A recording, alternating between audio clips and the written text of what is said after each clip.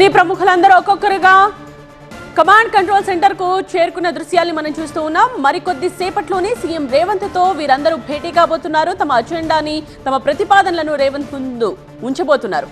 అక్కడే ఉన్న మా ప్రిన్సిపల్ కరెస్పాండెంట్ జ్యోతితో మాట్లాడదాం, మరిన్ని డీటెయిల్స్ తెలుసుకుందాం. జ్యోతి, ఇంకా ఎంతసేపట్లో ఈ భేటీ స్టార్ట్ కాబోతోంది? అందరూ వచ్చినట్టేనా?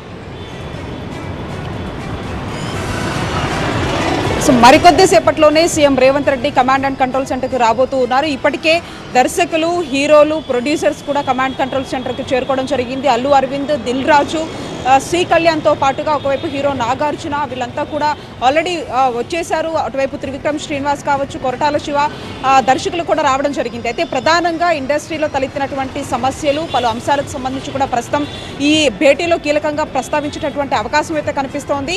ఏదైతే సంధ్యా థియేటర్ ఘటన జరిగిన తర్వాత కొంత ఆ డిఫరెన్స్, ఏదైతే వ్యత్యాసం కనిపించినటువంటి నేపథ్యంలో దానికి సంబంధించినటువంటి పలు అంశాలు కావచ్చు, తాజా పరిణామాలకు సంబంధించి కావచ్చు, పూర్తిస్థాయిలో కూడా సీఎంతో ప్రస్తావించి వాళ్ళకున్నటువంటి డిమాండ్స్ను కూడా సీఎం ముందు ఉంచేటటువంటి అవకాశం అయితే కనిపిస్తుంది.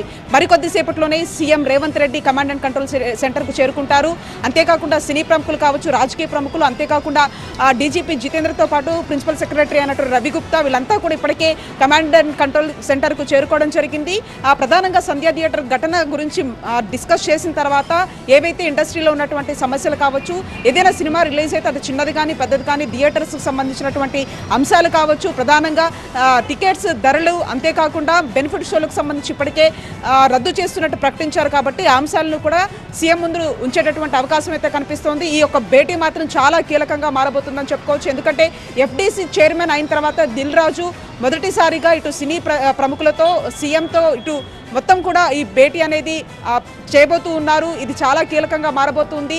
సినీ పరిశ్రమ ఎదుర్కొంటున్నటువంటి సమస్యలకు సంబంధించి కూడా పూర్తి స్థాయిలో సీఎం దృష్టికి తీసుకెళ్లేటటువంటి అవకాశం మాత్రం కనిపిస్తోంది. ఇప్పటికే ఒక్కొక్కరుగా కూడా కమాండ్ అండ్ కంట్రోల్ సెంటర్కి వస్తూ ఉన్నారు. మరికొద్ది సేపట్లో సీఎం కూడా వస్తారు. 10 గంటల ప్రాంతంలో ఈ యొక్క భేటీ ప్రారంభమవుతుంది. సుమారుగా ఒక గంటన్నర పాటు కూడా ఈ యొక్క సమావేశం వాళ్ళ మధ్య జరిగేటటువంటి అవకాశం కూడా ఉంది.